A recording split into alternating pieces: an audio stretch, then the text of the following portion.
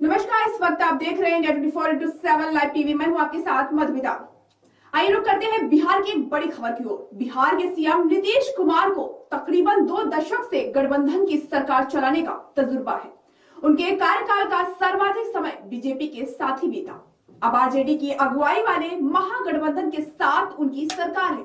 भले ही नीतीश कुमार कभी इधर तो कभी उधर होते हो, लेकिन इतने लाचार बेबस कभी नहीं दिखे। एनडीए में रहते हुए उन्होंने जिस ठसक से सरकार चलाई, वह ठसक इस बार महागठबंधन सरकार के सीएम बनने पर दिखाई नहीं दे रही है। महागठबंधन सबसे बड़े घटक दल आरजेडी के विधायक और मंत्रियों के कारण उनकी लगातार फजीहत हो रही है। चुप रहने में ही लोग भले ही उनकी भलाई देख रहे हैं, लेकिन ये भी समझ लेना चाहिए कि नीतीश की चुप्पी कई बार अप्रत्याशित और कड़े फैसले के रूप में भी सामने आती रहती है। आश्चर्य की बात यह है कि नई सरकार बनने और मंत्रियों के शपथ ग्रहण के साथ ही नीतीश की फजीहत शुरू हुई थी। आरजेडी कोटे के 2 मंत्रियों सुधाकर सिंह और कार्तिकेय सिंह को लेकर जब फजीहत होने लगी तो उन्हें मंत्रिमंडल से हटाने का फैसला नीतीश को लेना पड़ा। उसके बाद कार्तिकेय ने तो चुप्पी साध ली, लेकिन सुधाकर सिंह अज्ञा बैताल बन गए। अमूमन उनके व्यंग्यवाड़ नीतीश पर चलने लगे। शब्दों की मर्यादा और शालीनता नीतीश कुमार की खासियत रही है। इसके बावजूद अपनी ही सरकार के सीएम के लिए सुधाकर सिंह ने शिखंडी, नपुंसक, भिखमंगा जैसे मर्यादा के प्रतिकूल शब्दों से वेदना शुरू किया। उनका ये सिलसिला अब भी उसी तेवर में बरकरार है। सुधाकर के शब्द वार से आहत नीतीश ने आरजेडी के पाले में मामले को डाल दिया। आरजेडी नेता और डिप्टी सीएम तेजस्वी यादव ने भी सुधाकर पर नाराजगी जताई। पार्टी ने उन्हें इसके लिए शोकॉज भी दिया। सुधाकर ने भी तख्ती के अंदाज में ही लेकिन शालीन भाषा में जवाब दे दिया। मामला ठंडे बस्ते में है।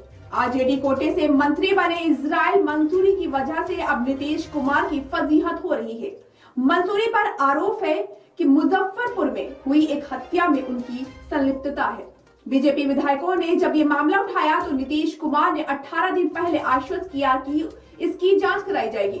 शुक्रवार को विधानसभा में फिर बीजेपी सदस्यों ने ये मामला उठाया। अब तो एक आरोप ये भी लग रहा है कि जिस घर में हत्या हुई उसी घर के एक और सदस्य की हत्या धमकी मंजूरी दे रहे हैं। आश्चर्य की बात यह है कि नेता प्रतिपक्ष विजय कुमार सिन्हा ने जब सीएम से पूछा कि इजराइल मंसूरी के खिलाफ जांच का आपने आश्वासन दिया था, उसका क्या हुआ, इस पर जवाब देने के बजाय नीतीश कुमार चुप बैठे रहे। इससे पहले शायद ही कभी ऐसे मुद्दों पर नीतीश कुमार चुप रहे हों। इजराइल मंसूरी पर पिछले महीने मुजफ्फरपुर की कांटी में राहुल सहनी की हत्या कराने का आरोप है। इजराइल मंसूरी उसी क्षेत्र के विधायक है। मृतक के परिजनों ने लिखित रूप में आरोप लगाया है कि हत्या के पीछे मंत्री इजराइल मंसूरी का ही हाथ है।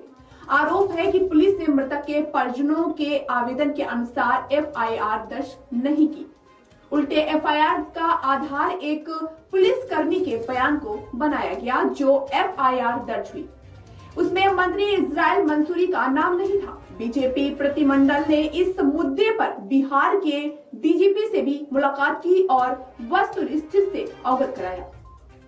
विधानसभा में भी ये मामला उठा तो सीएम नीतीश कुमार ने जांच का आश्वासन दिया था। विधानसभा में दोबारा ये मुद्दा उठाकर बीजेपी सदस्य नीतीश से जांच की प्रगति जानना चाह रहे थे। आरजेडी कोटे के 3 और मंत्रियों की वजह से भी नीतीश कुमार की फजीहत होती रही है।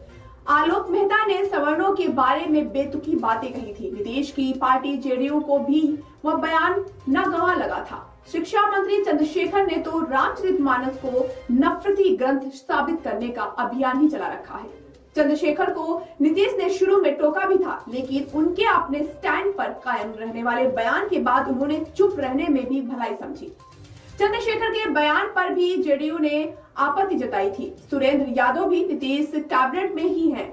उन्होंने सेना को लेकर आपत्तिजनक बयान दिया था। जब किसी मुद्दे पर नीतीश चुप्पी साध लेते तो उसे मौन स्वीकृत लक्ष्मणम के अंदाज में नहीं बल्कि उनकी नाराजगी के रूप में देखा जाता है।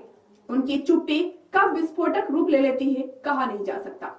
तो ये थी बिहार से बड़ी खबर। ऐसे ही बड़ी खबरों को देखने के लिए जुड़े रहिए इंडिया 24/7 लाइव टीवी के साथ। नमस्कार।